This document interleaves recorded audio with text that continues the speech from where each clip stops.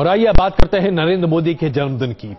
जिस बच्चे ने कभी प्लेटफॉर्म पर चाय बेची, आज उस बच्चे को उसकी मां ने इतने पैसे दिए कि शायद ये बच्चा गदगद हो गया होता। जरा सोचिए, एक चाय बेचने वाले बच्चे को अगर उसकी मां उसके जन्मदिन पर 5001 रुपया देती तो उसे कैसी अनुभूति होती।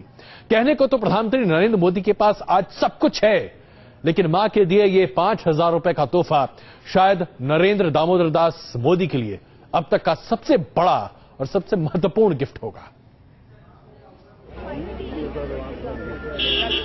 सुबह करीब 7:35 पर पीएम मोदी का काफिला गांधीनगर अपने भाई पंकज के घर पहुंचा। पहली ही गाड़ी से प्रधानमंत्री नीचे उतरे और फिर सीधे घर की ओर बढ़े।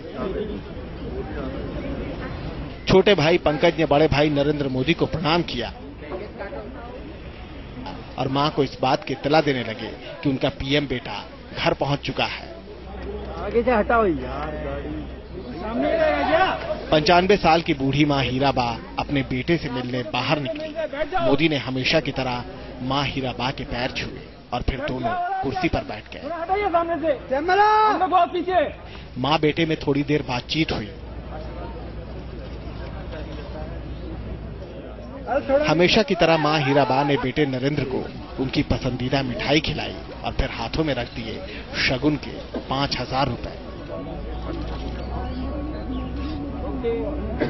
मोदी ने मां के शगुन के पैसों को तुरंत ही कश्मीर में आई आपदा राहत कोष में दान दे दिया।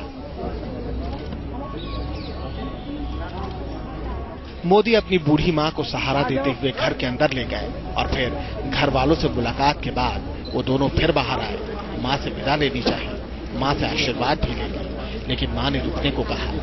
पीएम बन चुके बेटे ने मां को खड़ी दिखाई, क्योंकि अब उन पर 125 करोड़ हिंदुस्तानियों की जिम्मेदारी है। लेकिन मां के लिए भला बेटे का रुतबा कहां मायने रखता है। तभी तो मोदी दोबारा थोड़ी देर के लिए ही सही घर के भीतर गए और फिर कुछ देर तक मां के साथ ठहरने के बाद घर से बाहर निकले।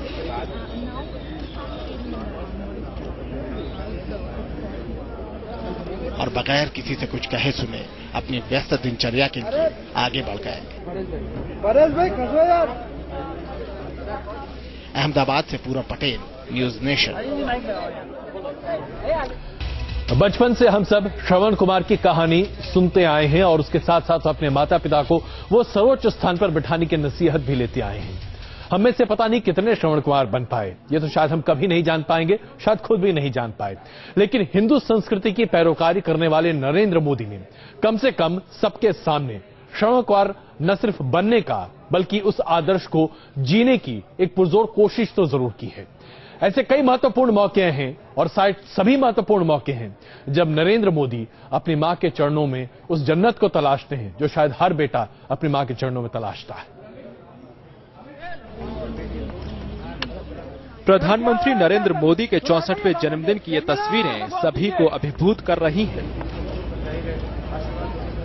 मां का लाड, मां का दुलार, थोड़ी देर और रुकने का मनोहार, ये लम्हा लंबे वक्त तक लोगों के जहन में ताजा रहेगा। अब से 4 महीने पहले कुछ ऐसी ही तस्वीरें हमने देखी।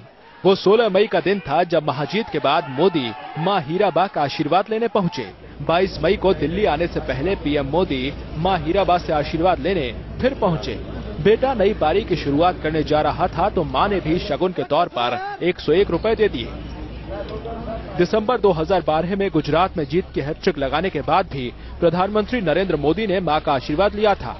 मोदी अक्सर अपने बचपन का जिक्र करते हैं और जब भी वो बचपन की यादें ताजा करते हैं, ये बताना नहीं भूलते कि उनकी मां ने कैसे गरीबी में उन्हें पाल पोस कर बड़ा किया। मोदी मानते हैं कि कामयाबी में मां की शक्ति अहम भूमिका निभाती है, इसलिए चाहे और कभी मौका मिले या ना मिले, लेकिन अपने जन्मदिन, दीपावली या फिर किसी बड़े मौके पर वो मां का आशीर्वाद लेना कभी नहीं भूलते।